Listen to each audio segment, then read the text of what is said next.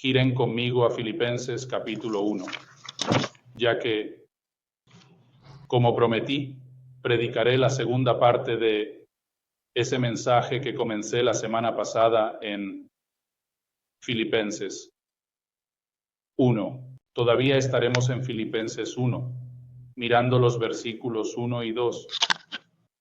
Así que permítanme leer esos versículos.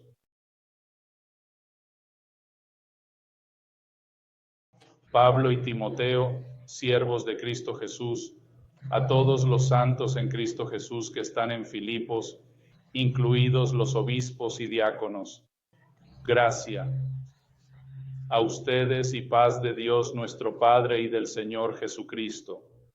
Así es, Padre, nos acercamos a tu trono no por nuestros propios méritos o nuestro propio trabajo, nuestra propia, en cierto sentido, bondad, porque sabemos que es insuficiente y no alcanza, pero venimos ante ti solo por tu Hijo.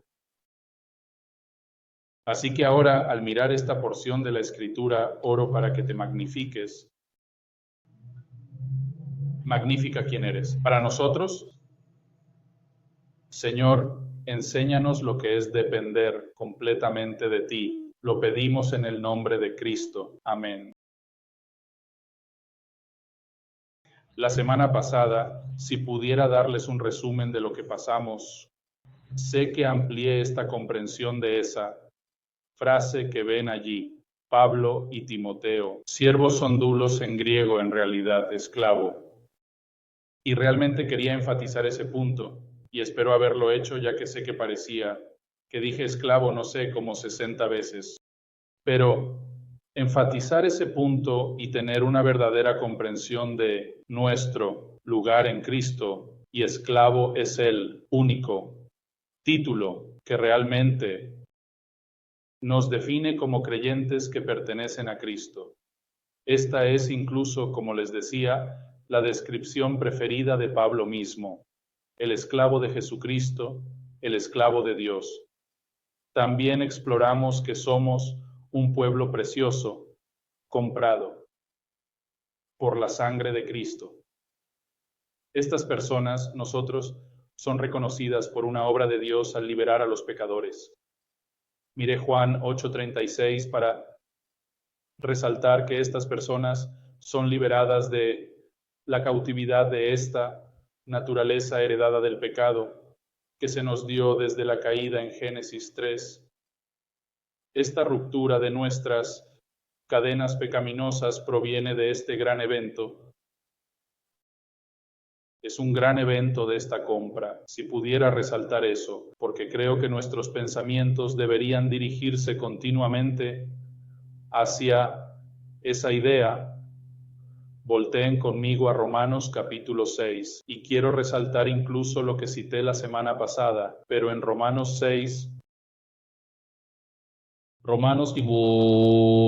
comenzando en el versículo 5. Escuchen lo que la palabra de Dios dice sobre ustedes. Porque si tenemos, me gusta eso porque dice sí, pero cambiemos un poco la palabra, que si perteneces a Cristo, digamos porque desde que nos hemos unido a Él en la semejanza de su muerte, ciertamente también estaremos en la semejanza de su resurrección. Sabiendo esto, que nuestro viejo yo fue crucificado con Él, para que nuestro cuerpo de pecado pudiera ser anulado, para que ya no fuéramos esclavos del pecado. Esta es la voluntad de Dios. Esta es la voluntad de Dios. Incluso omití en la referencia porque sentí que me estaba quedando sin tiempo, pero volteen un poco a la izquierda a Mateo 20, versículo 28. Así como el Hijo del Hombre no vino para ser servido, sino para servir y dar su vida como rescate por muchos. Estas son otras personas. Esto es lo que Cristo ha logrado. Esto es lo que, como dije, Él compró para sí mismo. Estas son personas consagradas a Él. No tienes que ir allí, pero déjame leerte de 1 Pedro. 2, versículo 9. Si recuerdas la semana pasada, de hecho leí uno de estos. Dice, pero ustedes son una raza elegida, un sacerdocio real, una nación santa, un pueblo de la posesión de Dios, para que puedan proclamar las excelencias de aquel que los ha llamado de las tinieblas a su luz maravillosa. Versículo 10. Porque en otro tiempo no erais pueblo, pero ahora sois el pueblo de Dios. No habíais recibido misericordia, pero ahora habéis recibido misericordia. Estas son las personas que no eran, pero que son. Estos títulos hermosos dados por Dios, ¿verdad? Un pueblo santo, una nación santa, un sacerdocio real, todas estas cosas hermosas que Dios ha hecho por su pueblo, la consagración, el apartarse para sí mismo, un pueblo santo y diferente. Sabes, la porción de las Escrituras nos llama peculiares. Aceptaré ese título. Un poco raro, ¿verdad? Somos un poco raros para el mundo, ¿verdad? Porque tenemos este afecto hacia Dios que el mundo no entiende. Y les prometí que realmente terminaría esto, así que voy a entrar directamente en los puntos, los 2 puntos separados que tenía, que no terminé. Así que es como los destinatarios y la divinidad. Los destinatarios y la divinidad. Así que esto es lo que quería que entendieras en estos 2 versículos. Filipenses 1, aquí, capítulo 1, versículo 1 y 2. Hay personas particulares involucradas, ¿verdad? Está Timoteo, está Pablo, está la iglesia de Filipos, está Cristo y está Dios, ¿verdad? Así que veamos a los destinatarios de esta carta. Ves que en la segunda parte del versículo 1 dice, a todos los santos en Cristo Jesús que están en Filipos, incluidos los obispos y diáconos.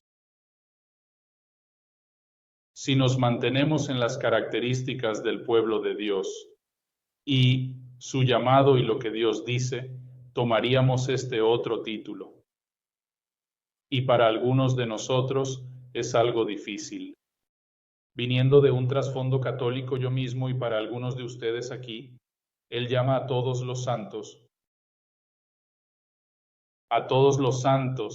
literalmente, y el griego se refiere a todos los santos, lo que le da un sentido diferente a la palabra misma. Los santos, los apartados, no los que no luchan con el pecado, sino los que están apartados para Dios, para sí mismo. Regresa a lo que estaba hablando la semana pasada, los que son poseídos en el sentido de ser comprados y poseídos por Dios mismo.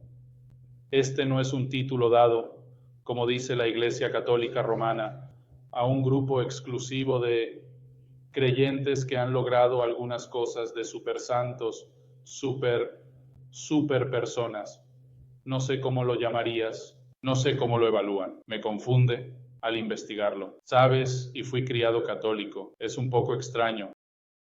Nunca entendí cómo se ha resuelto eso, pero ¿ves esto?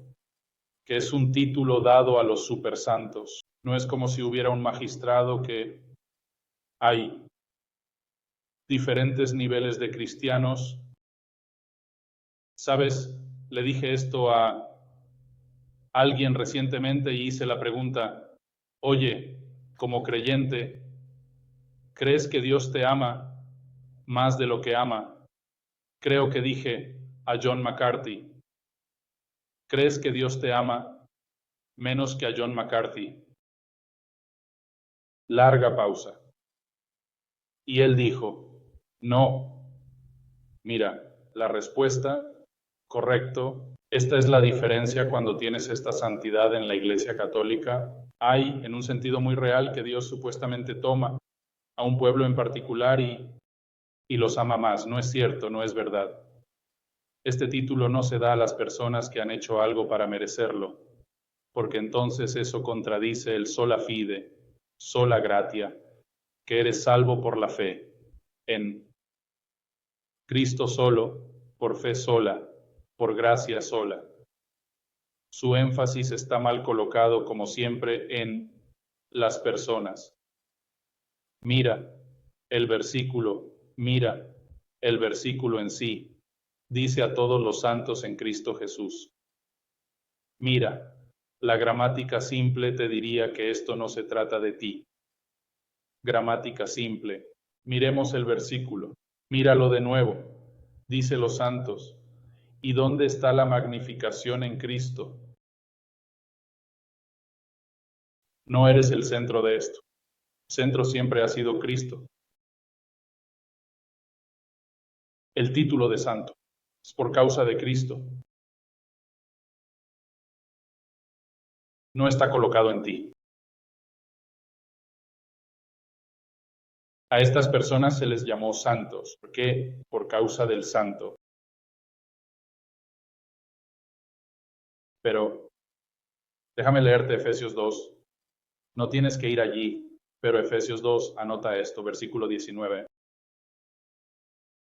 Así que ya no sois extranjeros ni advenedizos, sino que sois conciudadanos con los santos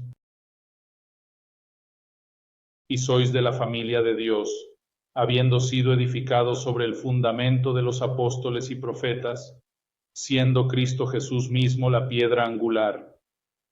El centro es Cristo. La razón por la que se te llama santo es solo por causa de Cristo. No es por tu nivel de madurez.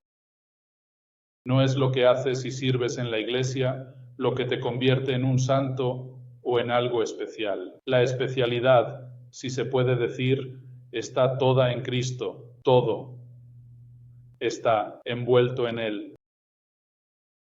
En un sentido muy real, cuando un cristiano, cuando un creyente viene a Cristo, vienes a Cristo, eres absorbido en Él,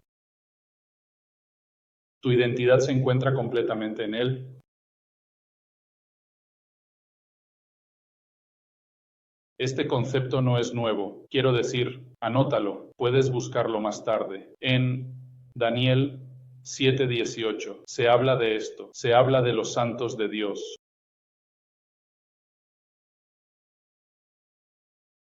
Esta designación especial está reservada para aquellos que están en Cristo, pertenecen a Cristo y están apartados para Dios.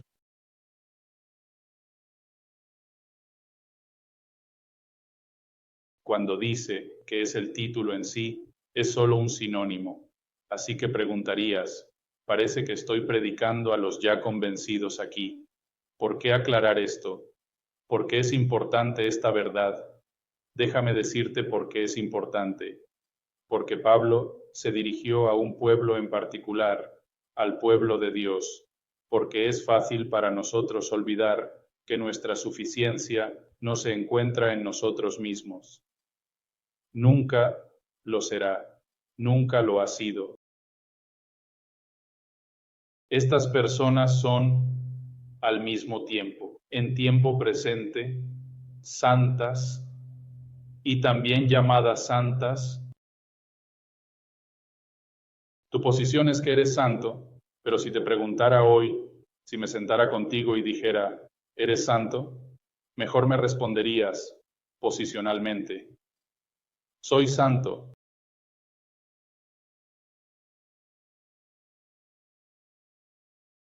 Un encargo para ti mismo, estás en construcción. Más adelante expandiremos esto a la santidad del culto.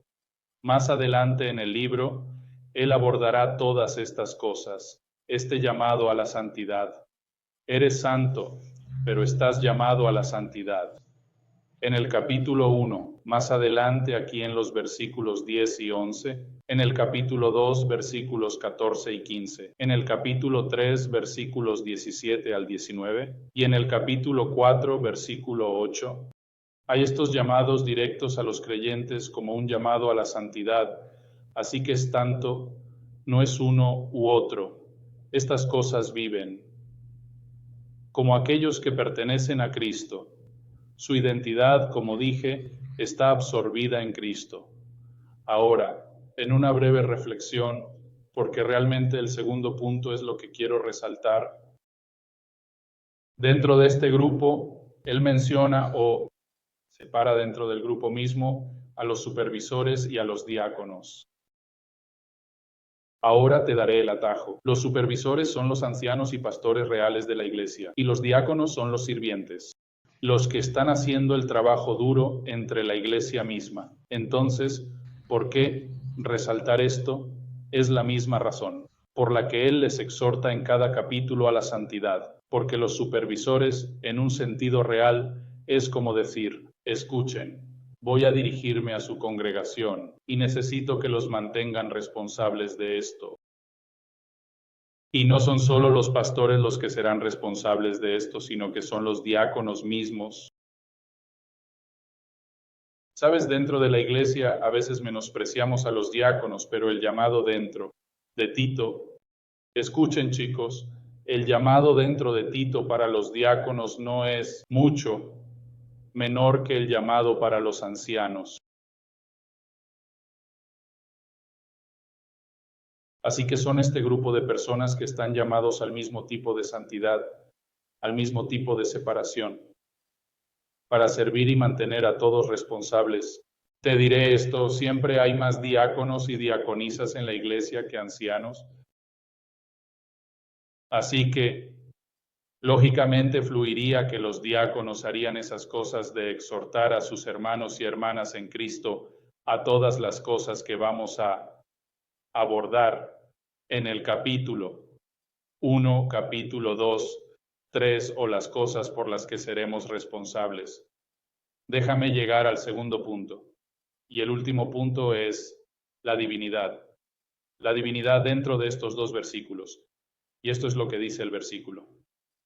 Y ya sabes, es muy, si miras el libro y lees un saludo y simplemente pasas por el saludo, te pierdes cosas muy particulares que Dios está tratando de mostrarnos.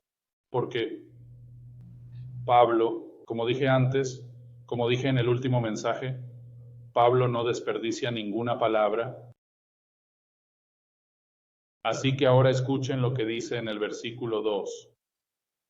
Gracia a ustedes y paz de Dios nuestro Padre y del Señor Jesucristo.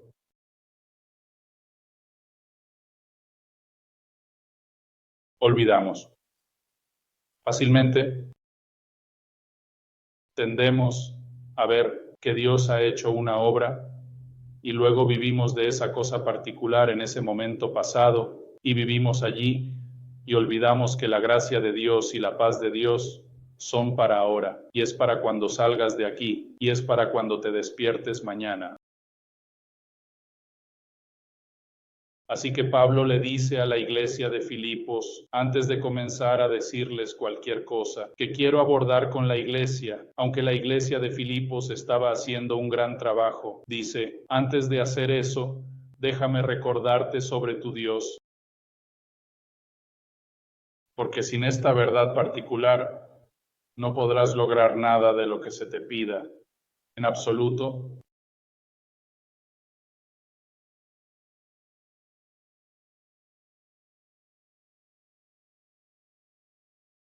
Pablo abre la carta con este saludo y es familiar. Mucho más que eso, mucho más que un saludo. Pero antes de que pueda, no quiero abordar aún la teología dentro de ese versículo. Permíteme mostrarte cuán importante fue esta simple frase para el propio Pablo. Repite esta combinación de palabras 13 veces. 13 veces y cada instinto está cargado al principio en cada epístola. Hay una razón para esto. Escuchen, creyentes, amados de Dios, hay una razón para que Él lo cargue al principio en cada epístola. Romanos 1:7 a todos los amados de Dios en Roma, llamados como santos. ¿No suena esto como Filipenses 1:2? Gracia a ustedes y paz de Dios nuestro Padre y del Señor Jesucristo. No son como escuchen, esto no es como Dios te bendiga, hermano. Tú harías eso, ¿verdad? Que tengas un domingo bendecido. Eso no es lo que Pablo está haciendo. No es esta conversación barata que tenemos. Y espero que lo hagas cuando le dices a alguien, Dios te bendiga, lo crees. Y realmente deseas eso para esa persona. Y creo que ustedes lo hacen. Pero tendemos a ser así, ¿verdad? Estaré orando por ti. De verdad, lo harás. No hago eso. Él repite esto una y otra vez. Colosenses 1:2 a los santos y fieles hermanos en Cristo. Lo verás de nuevo, porque esta combinación una y otra vez, ahora lo verás en todas partes. Confía en mí, lo verás en todas partes. Así que los santos y fieles hermanos en Cristo que están en Colosas, gracia a ustedes y paz de Dios nuestro Padre. Ese es el versículo 2, Colosenses 1. Déjame verlo de nuevo. Puedes anotarlo si quieres. Mira Corintios 1:3, Corintios 1:2, Gálatas 1:3, Efesios 1:2, Filemón 1:2, Tesalonicenses 1:1, 2 Tesalonicenses 1:2, 1 Timoteo 1:2, 2 Timoteo 1:2, Tito 1:4. Está en todas partes. En todas partes. Los otros apóstoles se hacen eco. Pedro comienza a usar esto. Pedro, capítulo 1, nuevamente, capítulo 1, versículo 2. No pierdas tiempo. Capítulo 1, versículo 2. Según el conocimiento previo de Dios el Padre, por la obra santificadora del Espíritu, para obedecer a Jesucristo y ser rociados con su sangre. Y aquí vamos, que la gracia y la paz sean suyas en la máxima medida. ¿Quién más se hace eco de esto? ¿Quién más se hace eco de esto? Juan, 2 Juan, versículo 1. Quiero decir, capítulo 1, versículo 3. Y luego Juan lo hace de nuevo en Apocalipsis, capítulo 1, versículo 4. Una y otra vez. Este es un recordatorio divino. Antes de que Pablo escriba cualquier cosa en absoluto, él quiere que sepas, él quiere que recuerdes y quiere magnificar a Dios, el Dios de este libro. Entonces, ¿qué quiere que sepas? Simple, está cargado desde el principio. Él quiere que sepas que Dios es gracioso. Dios es gracioso. Déjame llevarlos a un pequeño viaje. No sé cuándo fue la última vez que fuiste al Antiguo Testamento y miraste un pasaje de las Escrituras, pero voltea a 2 Crónicas capítulo 30. Mientras llegas allí, capítulo 30, así que estamos en el capítulo 30, pero en el capítulo 29 ves esta reforma sucediendo, que Ezequías va a restablecer la adoración a Dios, la adoración en el templo a Dios. Es casi como si este gran avivamiento fuera a suceder. No han estado haciendo esto durante tanto tiempo. Han sido desobedientes a Dios. Y Ezequías es como, ya basta. Vamos a restablecer esto.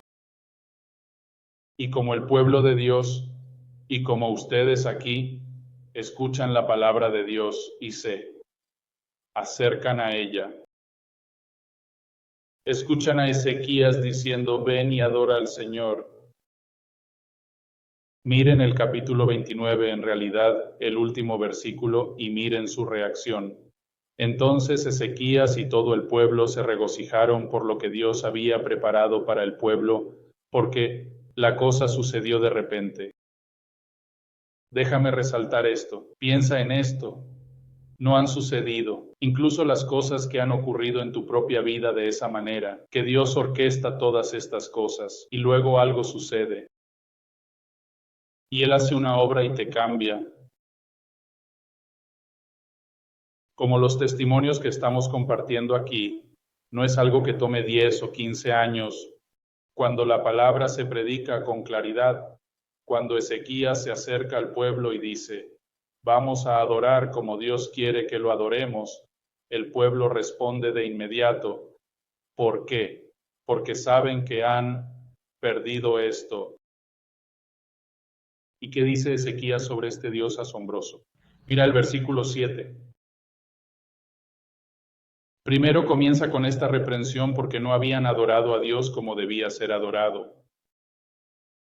No sean como sus padres y sus hermanos que son infieles al Señor Dios de sus padres, así que los hizo pobres, como ven.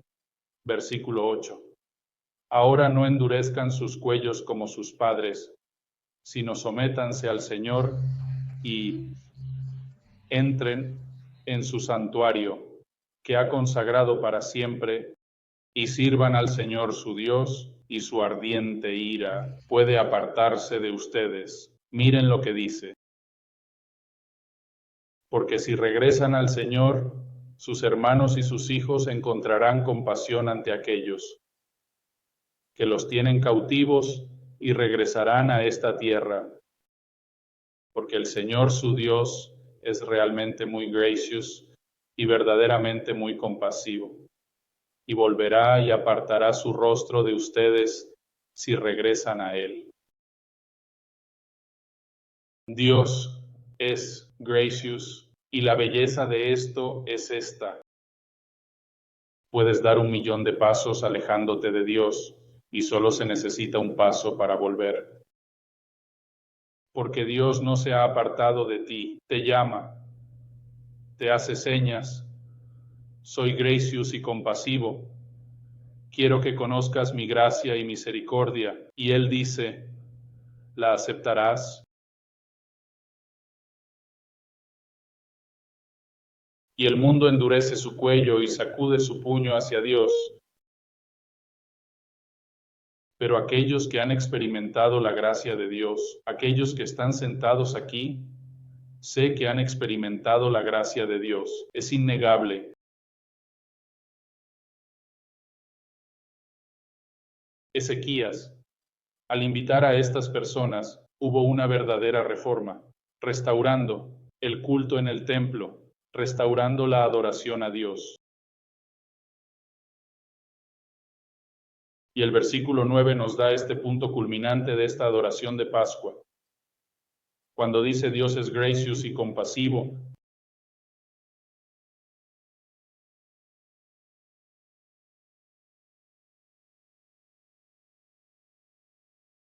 como la Pascua, porque la Pascua era un anticipo de Cristo, Cristo siendo nuestra Pascua, todo suficiente. Volvamos en realidad, sí, volviendo a 1 Corintios capítulo 5. No sé si alguna vez has visto esto como Cristo siendo nuestra Pascua, pero 1 Corintios 5, versículo 7.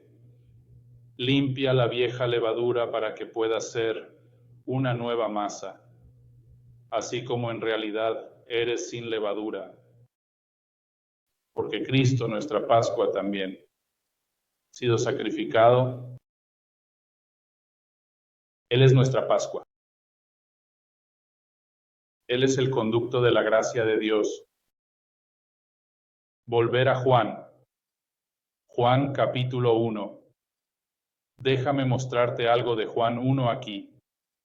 Juan 1, versículo 14.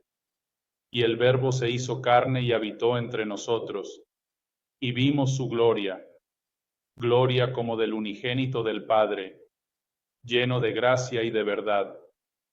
Versículo 16. Porque de su plenitud todos hemos recibido, y gracia sobre gracia. Versículo 17. Porque la ley fue dada por medio de Moisés, la gracia y la verdad vinieron por medio de Jesucristo. No puedes encontrar esta gracia en ningún otro lugar. No hay otro mercado que Dios haya establecido para su gracia. Solo se encuentra en su Hijo. Date cuenta, dice en griego, es como nacido. Esta gracia ha nacido en Cristo. Romanos, voltea a Romanos. Romanos lo expresa de esta manera. Y en Romanos capítulo 3, Romanos 3, versículo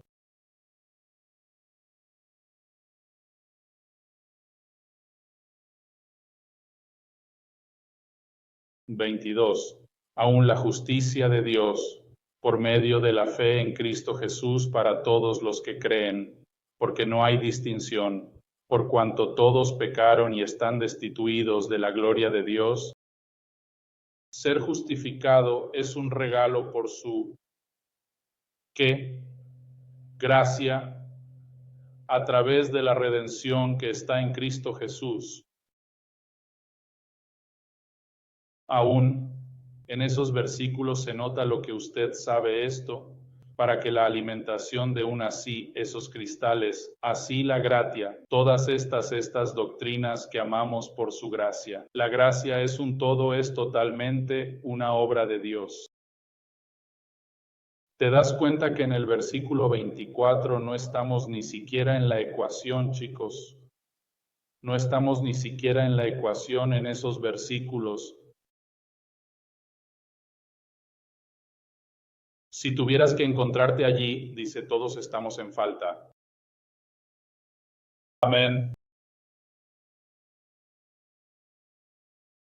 Así es.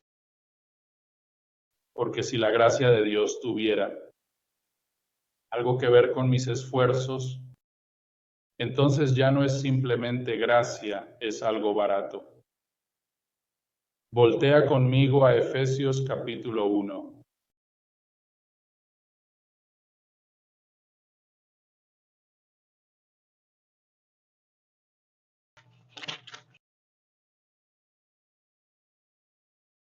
En Efesios 1 comenzó, sí, en el versículo 5, nos predestinó para adopción, como hijos por Jesucristo, para sí mismo, según la buena intención de su voluntad, para alabanza de la gloria de su gracia, que nos dio libremente en el amado.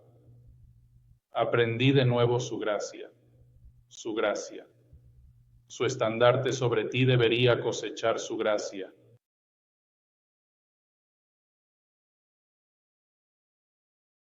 Esto es lo que Pablo quiere poner en la mente de los filipenses. Esto es lo que él quiere que sepan y recuerden. ¿Sabes? Dice gracia a ustedes. Yo diría que la gracia está hacia ustedes. Para ti, no solo está disponible para ti, te pertenece en el Hijo. Déjame hacerte una pregunta. Separada, porque como creyentes enfatizamos esto incluso en nuestra propia vida. ¿Por qué es esto importante?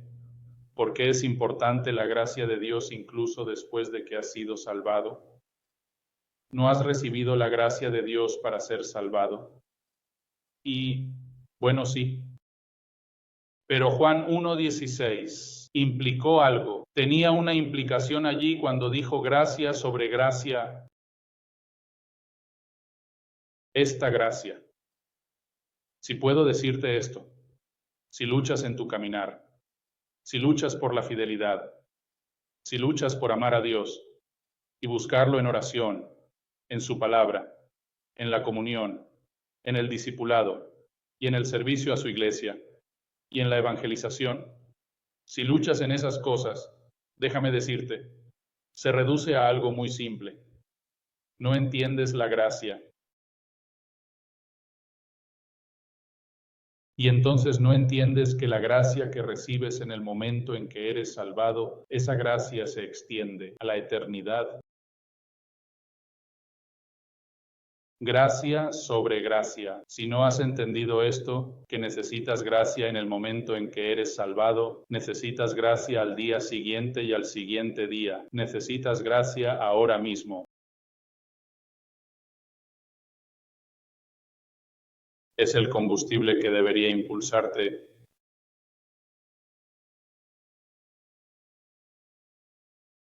Nuestro texto lo establece claramente.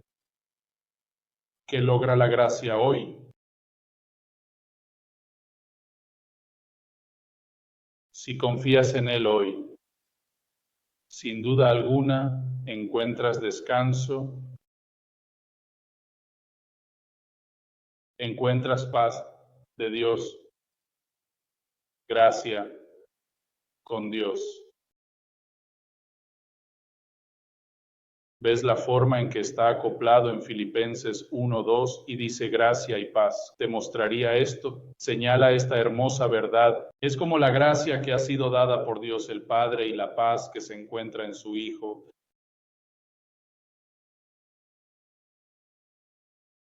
Por eso lo llaman la epístola de la alegría. Por eso lo llamarían así. ¿Lo entiendo?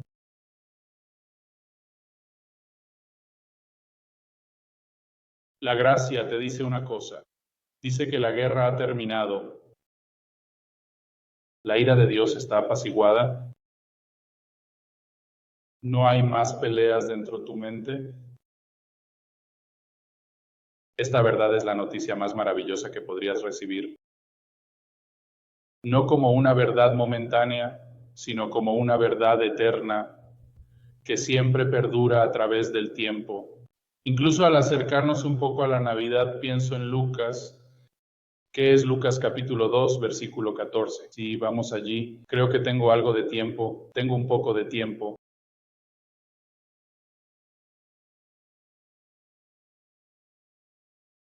Lucas capítulo 2, creo que es el versículo 14, pero lo descubriremos juntos.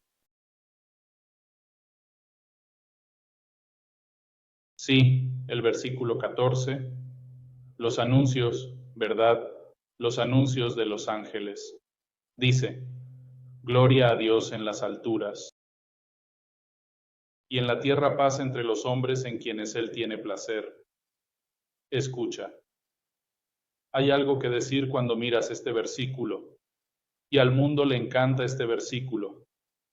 Lo pondrán en tazas de café y lo colocarán por toda su casa, porque piensan que hay algo que es un error y este es el error. Te lo diré ahora mismo. Lucas 2:14. No está hablando de paz mundial. No está diciendo paz en la tierra entre los hombres. Y eso es lo que significa. Significa que, ya sabes, deberíamos proclamar esto y no debería haber más guerras ni conflictos entre nosotros. Bueno, ¿sabes qué? No, porque simplemente no va a suceder. Eso no es de lo que está hablando. Él lo dice, y en la tierra paz entre los hombres, y luego define a los hombres y mujeres de los que está hablando, y dice, en quienes Él tiene placer, con quien está complacido, con los santos, los sagrados, los que son. Esos son los que encuentran paz en la tierra. Y para cerrar, compartiré algo. Si estás en paz, escucha. Si estás en paz con este mundo, entonces no estás en paz con Dios. Voy a ir más allá. Si estás en paz con este mundo, eres enemigo de ¿cómo? ¿Cómo lo sé? Bueno, Santiago capítulo 4, versículo 4. Adúltero, ¿no sabes que la amistad con el mundo es hostilidad hacia Dios? Por lo tanto, quien desee ser amigo del mundo se convierte en enemigo de Dios. No puedes ser amigo del mundo y ser amigo de Dios. No puedes ser amigo del mundo y tener paz con Dios. Es una imposibilidad. Todos pueden tener una alta estima por ti y tener paz contigo, pero según la estimación de Dios, te encuentras en falta. ¿Preferirías o importaría en cierto sentido? ¿Por qué? O incluso en cierto sentido te haría esta pregunta. ¿Por qué importa? ¿Por qué importaría si tienes paz aquí y ahora dentro de ti o en tu entorno? pero eventualmente nunca experimentarás paz nuevamente en la eternidad. La gracia es algo que podríamos asir, podríamos sostener, porque es poseída solo por los creyentes. Así que te digo aquí, si no hemos llegado a ese extremo de ti mismo, tienes un agarre del mundo. Quiero exhortarte a hacer algo. Pon tu confianza en Cristo.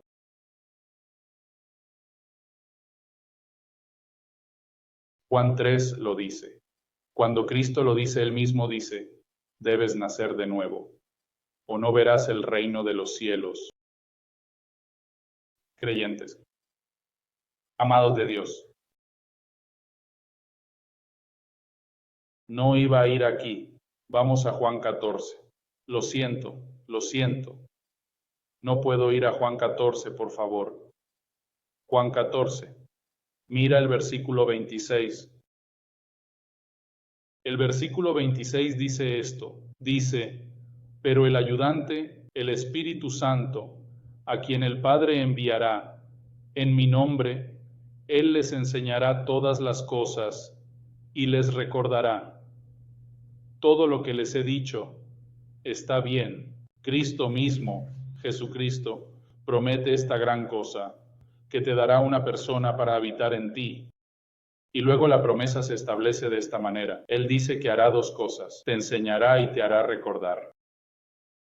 Te enseñará y te hará recordar. Quiero centrarme en la segunda.